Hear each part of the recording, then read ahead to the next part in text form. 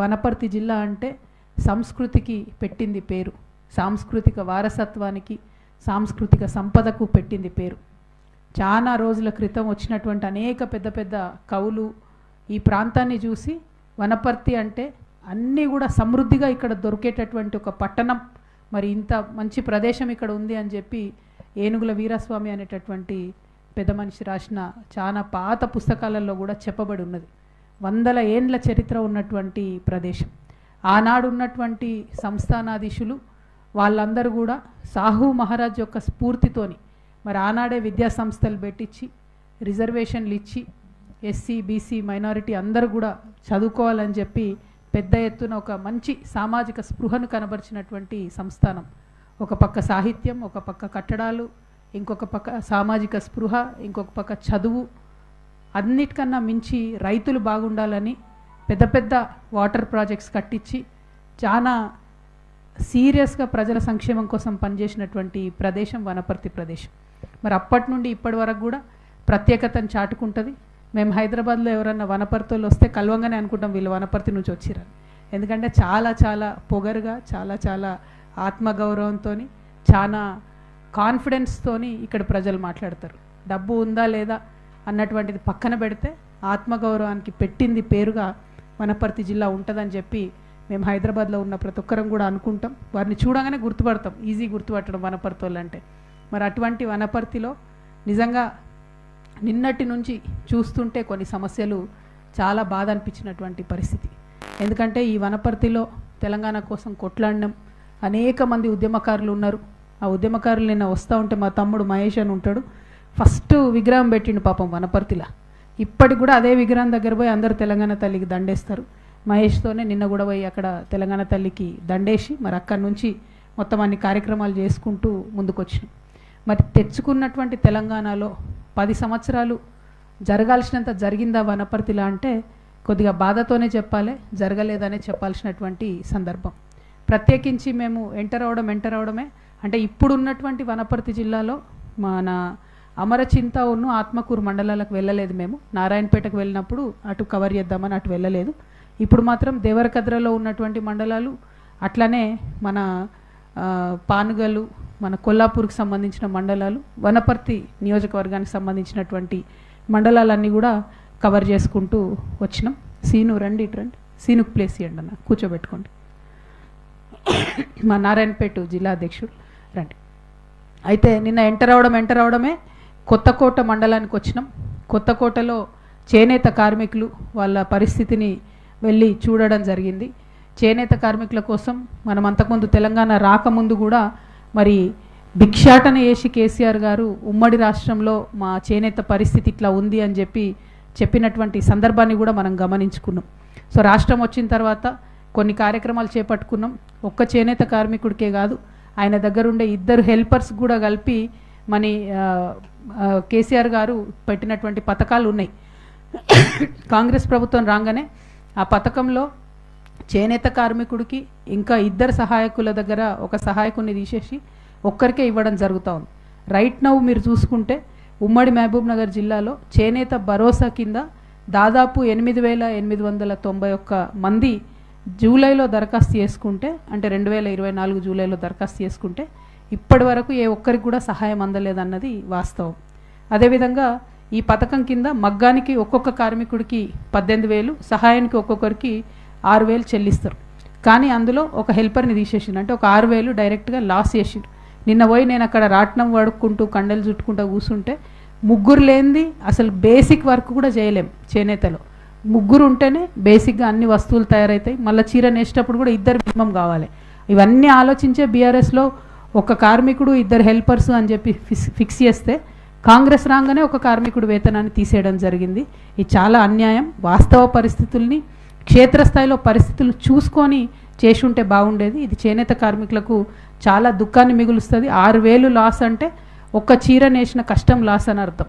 ఒక చీర నేస్తే కూడా 5,000 వస్తున్నాయి, 6,000 వస్తలేవు.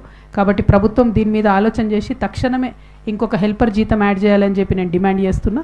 అట్లానే మన వనపర్తి కాన్స్టిట్యున్సీలో 755 మంది చేనేత కార్మికులు దరఖాస్తు చేసుకున్నారు. వాళ్ళు ఎదురు చూస్తున్నారు సహాయం కోసం, వారికి ఇంతవరకు రాలేదు.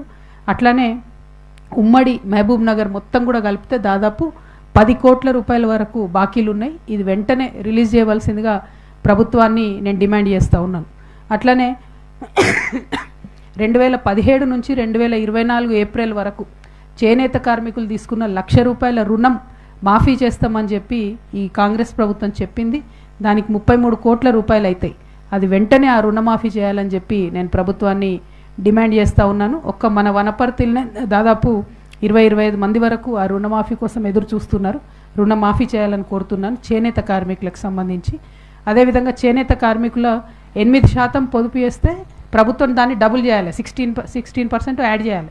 కానీ ఇంతవరకు ఈ 20 నెలల్లో, ఈ కాంగ్రెస్ వచ్చిన 20 నెలల్లో ₹1 అంటే ₹1 కూడా చేనేత కార్మికుల కోసం యాడ్ చేస్తలేరు. ఇది కరెక్ట్ కాదు. వారి దుఃఖం ఇంకా తీరలేదు, వారు ఇంకా కష్టాల్లోంచి బయటికి రాలేదు. కాబట్టి ప్రభుత్వం చాలా సీరియస్గా చేనేత కార్మికుల మీద. అక్కడి నుంచి కొత్తకోట నుంచి మేము కానాయపల్లి అనే గ్రామానికి పోయినాం. కానాయపల్లి గ్రామానికి మీ వనపర్తి పూర్వ ఎమ్మెల్యే మన రావుల చంద్రశేఖర్ రెడ్డి అన్న వాళ్ళ సొంత ఊరు. అక్కడ శంకర సముద్రం అనేటటువంటి ప్రాజెక్ట్ ఉన్నది. ఈ స్టోరీ మీకు నాకంటే ఎక్కువ తెలుసు. 20 ఏళ్ళ నుంచి మీరు అనేక మంది మాట్లాడుతుంటే విన్నటువంటి స్టోరీ లాగున్నది. కానీ నేను ఒక 10 ఏళ్ళ కింద అక్కడ బతుకమ్మ ఆడుకోవడానికి వచ్చిన. అప్పుడు అసలు ఈ సమస్య గురించే తెలియదు నాకు. బతుకమ్మ ఆడుకొని వెళ్ళిపోయినాం. చేస్తున్నారు నాకు, మీరు వచ్చిపోయినారు 10 ఏళ్ళ కిందట, మీరు వచ్చి ఆడిపోయిన ప్రదేశం అంతా మునిగిపోయిందని చెప్పి చెప్తున్నటువంటి సందర్భం. కానీ ఈ 10 ఏళ్లలో కూడా ఎంత దారుణం అంటే తెలంగాణ వచ్చిందే ఇట్లాంటి భీమా, నెట్టెంపాడు, కల్వకుర్తి పెండింగ్ ఉన్న ప్రాజెక్ట్స్ ఫినిష్ చేయడానికి. ఈ కానాయపల్లి అనేది భీమా ఫేజ్ 2లోకి వస్తుంది. దాన్ని ఒక 500 మీటర్స్ బండ్ పెంచాలి. ఆల్రెడీ 2004-05లోనే ఆ ఊర్లో ఉన్న వాళ్ళందరికీ కూడా కాంపెన్సేషన్ ఇవ్వడం జరిగింది. ఓన్లీ రీహాబిలిటేషన్ R&R కాలనీ కట్టియాక మాత్రం 20 ఏళ్ళు అవుతుంది. ఆ 20 ఏళ్లలో కూడా ఘోరం ఏంటంటే గేట్లు అధికారులు ఇష్టం ఉన్నప్పుడు ఎత్తుతారు, ఇష్టం ఉన్నప్పుడు ఆపుతారు. దాంతో నీళ్ళన్నీ వెనకకు తట్టి సగం ఊరికి నీళ్ళు వస్తున్నాయి. నిన్న చూసిన వీడియోస్ కూడా ఉన్నాయి నా దగ్గర. ఇంటి నిండా పాములు, పిల్లల్ని పెట్టుకొని అదే పాములు ఉన్న ఇంట్లో ఉండేటటువంటి పరిస్థితి ఉంది. చాలా దారుణంగా ఉంది. నేను ఒకటే డిమాండ్ చేస్తూ ఉన్నా, ఆ ఊర్లో 18 సంవత్సరాలు దాటినటువంటి వాళ్ళు ఇప్పటికీ 450 మంది ఉన్నారు. వాళ్ళందరూ కూడా ప్రభుత్వానికి కాంపెన్సేషన్ ఇవ్వాలి. ఆ ఊర్లో 20 ఏళ్ల కింద సర్వే చేసినప్పుడు కూడా అప్పటి నుంచి ప్రజలు చెప్తున్నారు, ఒక 30-35 మందిని ఇడిచిపెట్టిరాయ బాబు మీరు అని. ఏ ప్రభుత్వం సర్వే చేయలేదు, బీఆర్ఎస్ సర్వే చేయలేదు, కాంగ్రెస్ చేయలేదు. 30-35 మంది ఎవరైతే వదిలిపోయినరో వాళ్ళని కూడా అందులో ఇంక్లూడ్ చేసుకోవాలి.